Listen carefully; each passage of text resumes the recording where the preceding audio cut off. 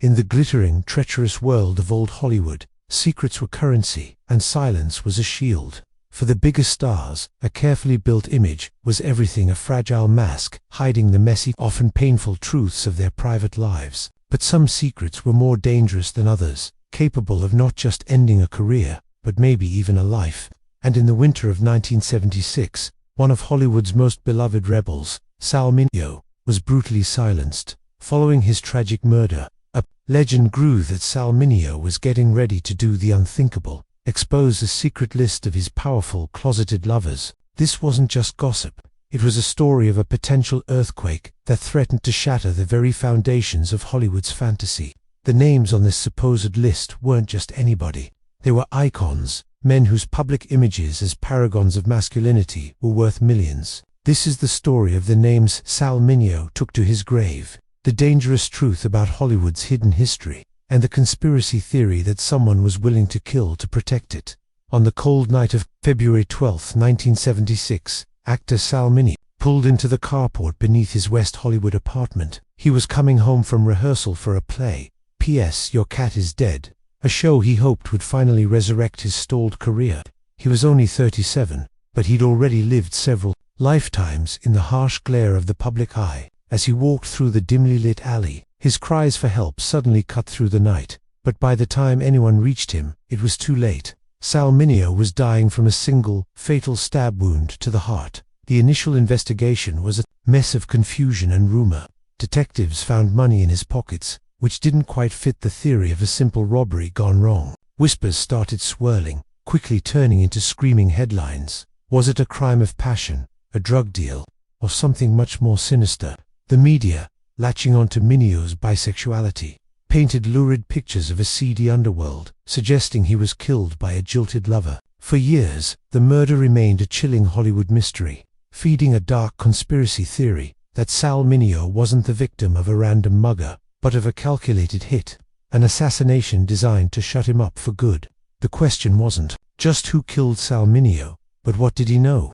To understand the myths that grew around Sal Mineo, you have to go back to the beginning, to the birth of the Switchblade Kid. Born Salvatore Mineo Jr. in the Bronx to Sicilian immigrant parents, he was a kid with restless energy and a sensitive soul. His parents were coffin makers, a grim reality, a world away from the Hollywood fantasies he would soon live. To keep him out of trouble, his mum enrolled him in acting and dance classes. And it didn't take long for his raw, natural talent to shine. His big break came on Broadway in The King and I, where the legendary Yul Brynner took him under his wing. But it was a 1955 film that would ignite his career and define him forever. Rebel Without a Cause, starring alongside the brilliant James Dean and the lovely Natalie Wood.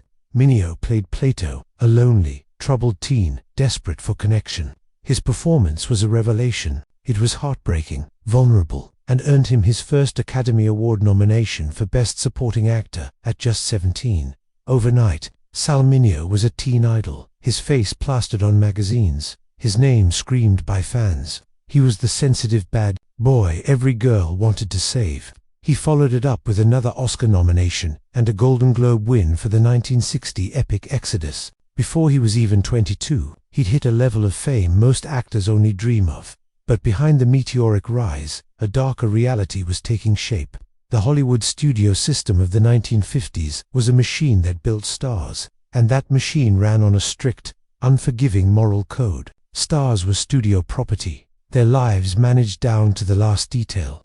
Morality clauses in their contracts could prohibit any behavior that might tarnish their image. And in the conservative world of 1950s America, there was no bigger sin, no more career-ending scandal, than being gay. For gay or bisexual actors, life was a constant, terrifying performance. Stars like Rock Hudson and Tab Hunter were forced to live double lives, their true selves hidden behind a carefully faked version of heterosexual normality.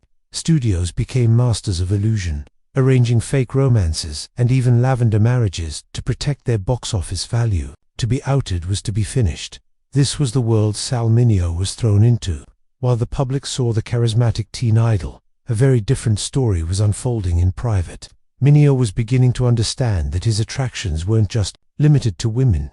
Later in life, he would talk about his bisexuality, but in the 1950s, that was unthinkable. He was a golden boy carrying a secret that, in the eyes of the Hollywood machine, was a ticking time bomb.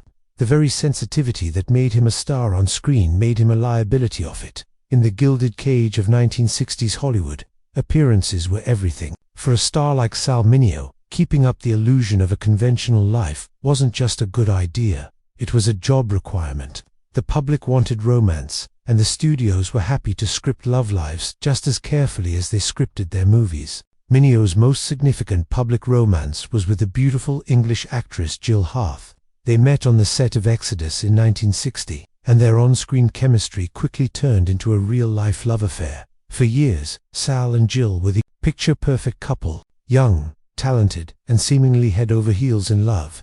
They were photographed at premieres, spotted at trendy restaurants, and were even engaged to be married.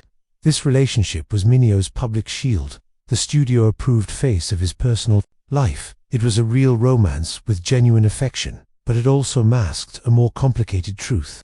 Because while Sal Mineo was building a life with Jill Harth, he was also exploring a hidden world, a secret network of gay and bisexual men in Hollywood who lived in the shadows. The pressure on these men was immense. Gossip magazines like Confidential hunted for secrets, and outing a gay star was the ultimate prize. Rock Hudson, the very picture of masculinity, lived in constant fear, eventually entering a staged marriage with his agent's secretary to quiet the rumors. This was the suffocating reality. For Sal, balancing his public and private worlds eventually became impossible. The facade cracked, and it was his fiancée Jill Harth who reportedly discovered the truth. According to Mineo's biographer, Michael Greg Michaud, the engagement ended abruptly after Harth discovered Mineo in a sexual encounter with another man. The long-standing rumor is that the other man was teen idol Bobby Sherman, but that has never been substantiated. Whatever the specific details, the moment was a turning point. It wasn't just the end of a relationship, it was the shattering of an illusion. The two worlds Sal had been trying to keep separate had collided. The breakup was heartbreaking for both, but their bond was so deep, they remained loyal friends until Mineo's death. Jill Harth would later say that the true love of Sal's life was another man, Courtney Burr, with whom Mineo spent his final years. The incident underscored the huge risks Sal was taking. If a story like that had leaked to the press, it would have been catastrophic, confirming the very rumors the studios worked so hard to suppress.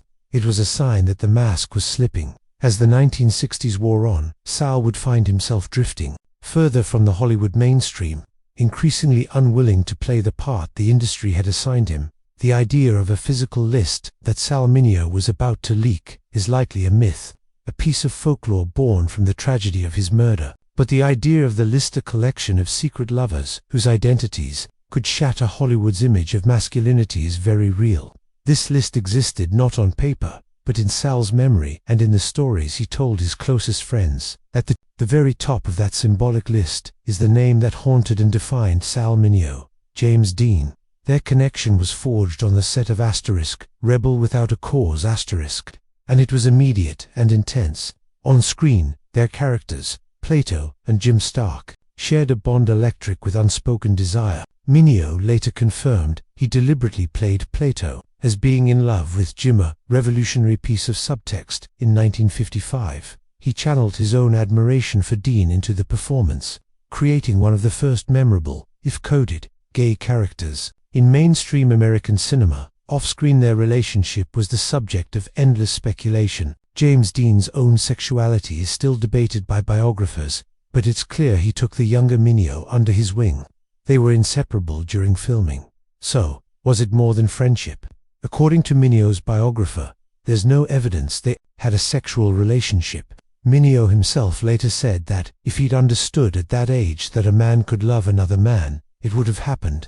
The tragic death of James Dean just before Rebel was released devastated Mineo. He lost a friend, a mentor, and the man who had unknowingly awakened a part of his own identity. Then there are the other rumored names. Jill Harth, his former fiancée, reportedly told friends about Sal's secret relationships. One name that has surfaced in anecdotal accounts is a then-unknown actor, Don Johnson. In the late 1960s, Mineo directed a controversial play called Fortune in Men's Eyes about homosexuality in prison. He cast a young Don Johnson, and for a time, the two were roommates.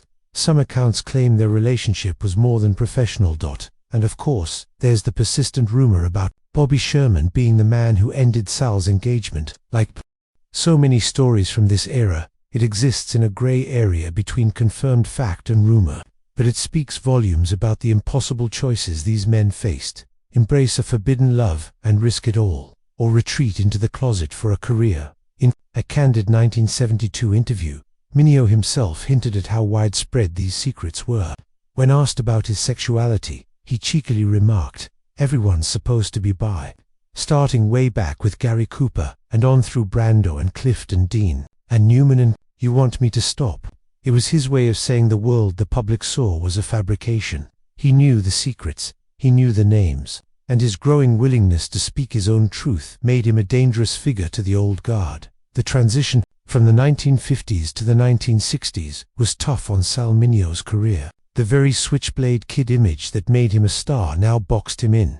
He was typecast. As he entered his 20s, the roles for troubled youths dried up, and the industry seemed unwilling to cast him as a conventional leading man. He found himself in a professional no man's land, watching new stars take his place. He appeared in big films like The Longest Day and Escape from the Planet of the Apes, but the major starring roles eluded him. He was passed over for parts in The Godfather and Midnight Cowboy, often without even getting an audition.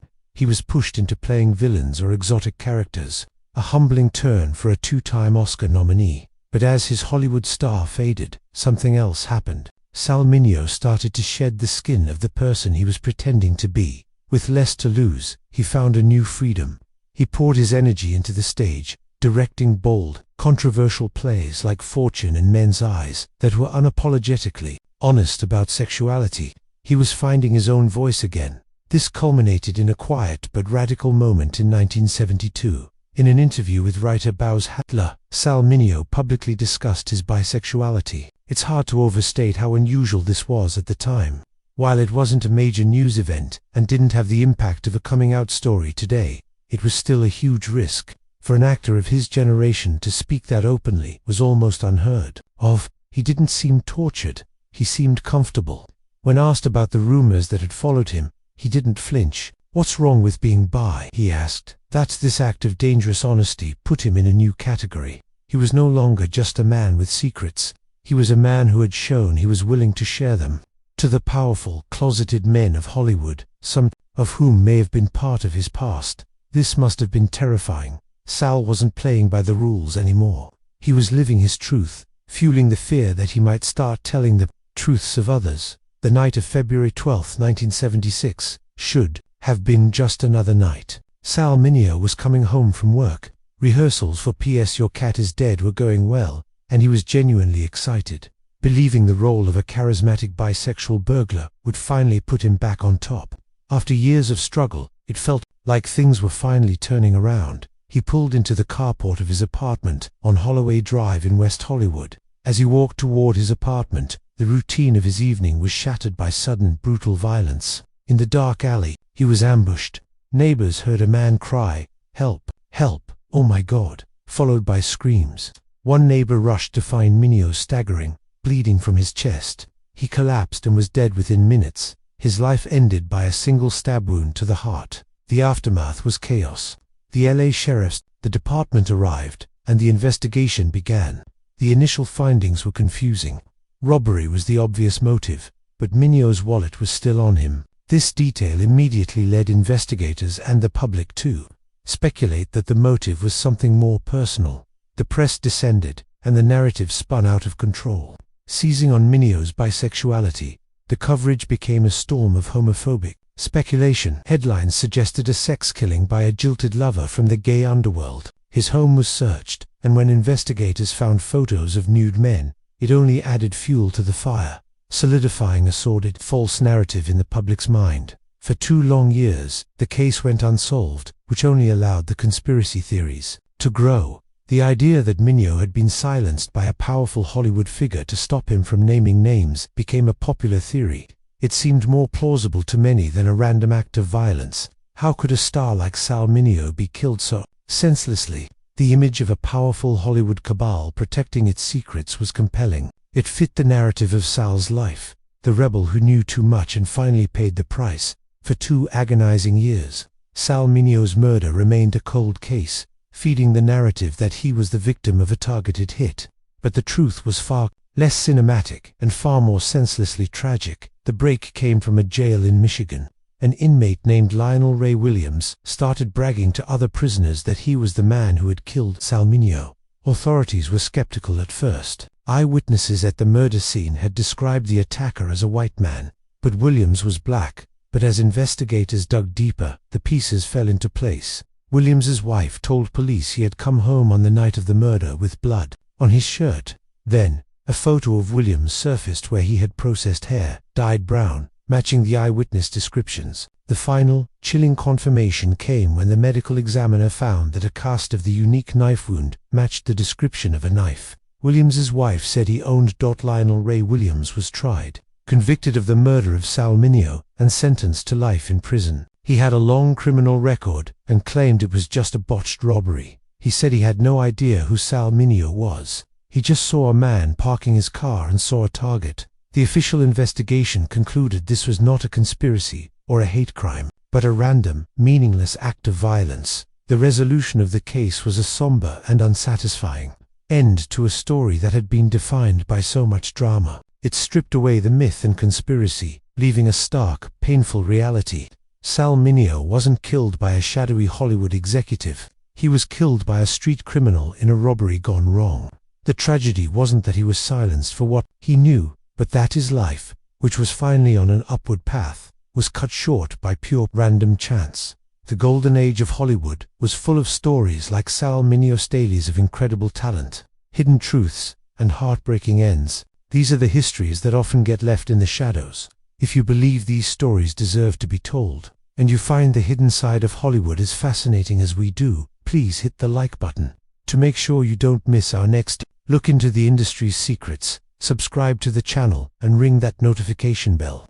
We'd also love to hear your thoughts. What part of Sal Mineo's story shocked you the most? Leave a comment below and let's talk about it. Sal Mineo's story doesn't end with his killer's conviction. His legacy is far more complex than the tragic way he died. While there was no notarized list he was about to reveal, the truth is, he did carry secrets, a list in his memory of lovers and friends who lived in a world that demanded their silence. In the end, the grand conspiracy was a fiction, but the oppressive system that inspired the myth was very real. Mid-century Hollywood was a place that forced its brightest stars into the closet, punishing honesty and rewarding deception.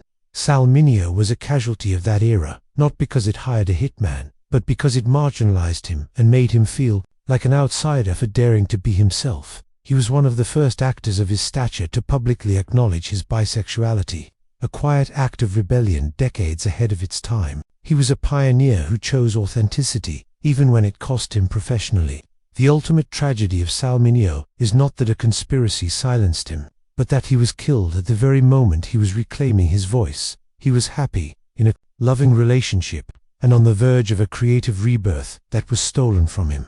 The secrets of old Hollywood are about power, control, and the human cost of a fantasy machine that often eats its own. Sal Mineo's life is a testament to the resilience of one person against that machine. He was more than Plato, more than the Switchblade Kid, and more than a victim. He was a brave, complicated artist who lived with courage, and his story is a powerful reminder of the secrets that died with him and the many others still waiting to be told.